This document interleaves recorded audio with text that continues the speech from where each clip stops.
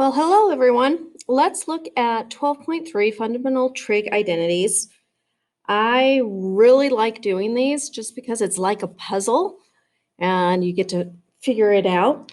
Anyhow, an identity is a true statement signifying equivalent expressions. In this unit that we're doing, we will be exploring trig identities, their proofs, their implications, and their applications. So what we're going to focus on here is instead of the 6 trig functions, we're actually going to only focus on 3 today. So we're going to look at 3 of the trig functions, and we're using our unit circle definitions. So let's start. We know that sine theta, or of any angle, is going to equal y, or y over r. But remember, r in a unit circle is just 1. So y divided by 1 is just y. And then we have our cosine angle is going to be x. And then our tangent is going to equal the y over x. So that's just bringing in information from before. Now we're not going to worry about this piece right here. We are going to go down to our reciprocal identities because we're going to be using those.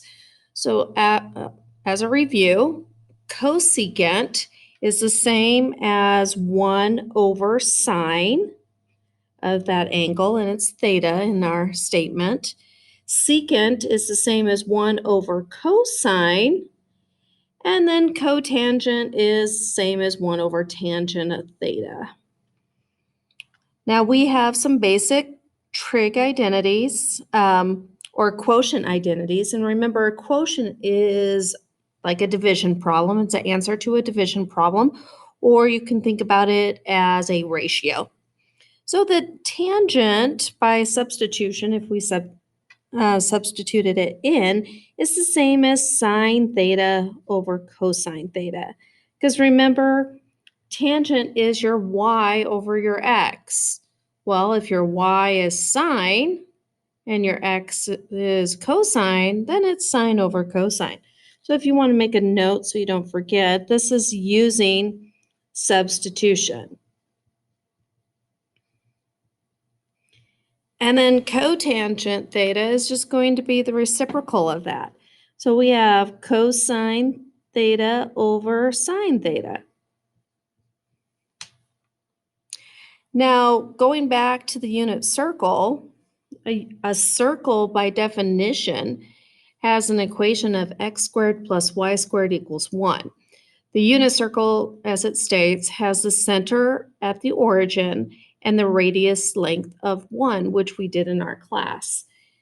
And then we can now substitute cosine and sine in for x and y, respectively, and that gives us our Pythagorean identities, which I totally love.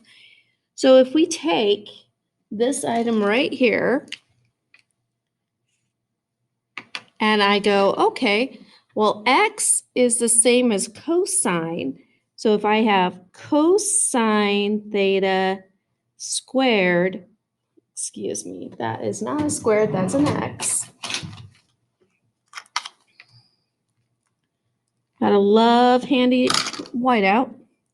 So squared plus sine theta squared, it would equal 1. Let's simplify that out. That is the same as saying that the cosine squared theta plus sine squared theta equals 1. These two are equivalent, just written in a different format. Now, with our trig identities, or in this case, Pythagorean identities, excuse me, we can rearrange this one around, and let's do that. So we can rearrange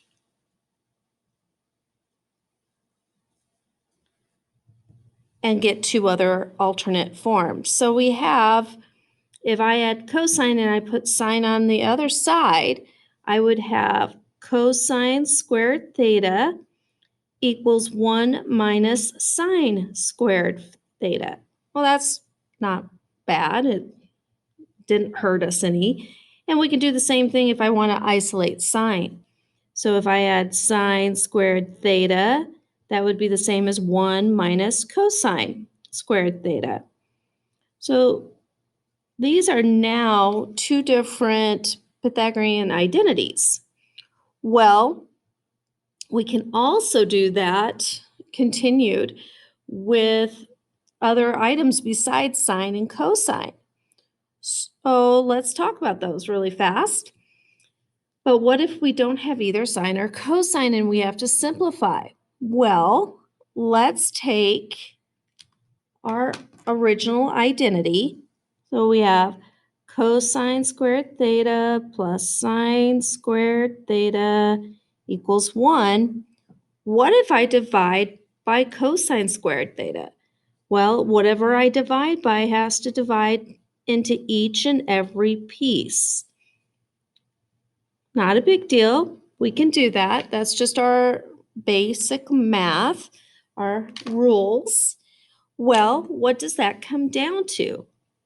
Well, anything divided by itself is 1. So I have 1.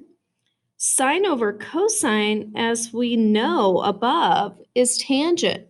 So sine squared over cosine squared would be tangent squared. Okay. And 1 over cosine normally is secant. Well, if it's squared, it's just secant squared. So that would equal secant squared theta. Okay, fantastic. That's another item. So how about making and rearranging those forms, and we can rearrange them just like we did up here for this one and have some alternate forms. Let me scoot this over. And I'm going to put up here that these are alternate forms. Well, let's do that. So this one, for its alternate, maybe I'll put tangent on the other side. So I have 1 equals secant squared theta minus tangent squared theta. You can just rearrange it.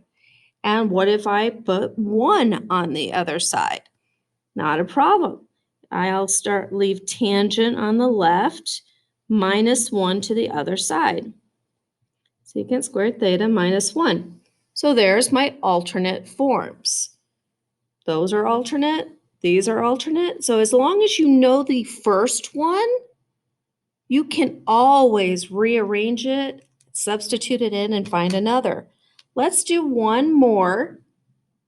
And so let's take our original again. This is why I just love these. And let's now divide by sine squared instead. So this is going to be sine squared theta divided by sine squared theta divided by sine squared theta. What does that become? Well, cosine over sine is cotangent, and if it's squared, it's just cotangent squared theta. Anything divided by itself is 1. And then 1 over sine, its basic is cosecant. If it's 1 over sine squared, it's cosecant squared. I love these things. And then you can put its alternative form. So our two alternative forms is, okay, leave cotangent where it is and just subtract 1 over to the other side.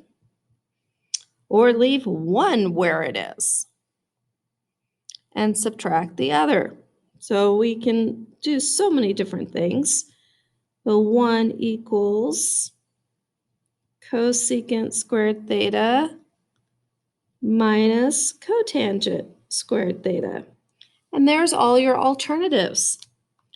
And it's not a bad deal. Remember that as long as you know these items, this one, let me move this back over, sorry. As long as you know this original one, you can rearrange it for alternative forms.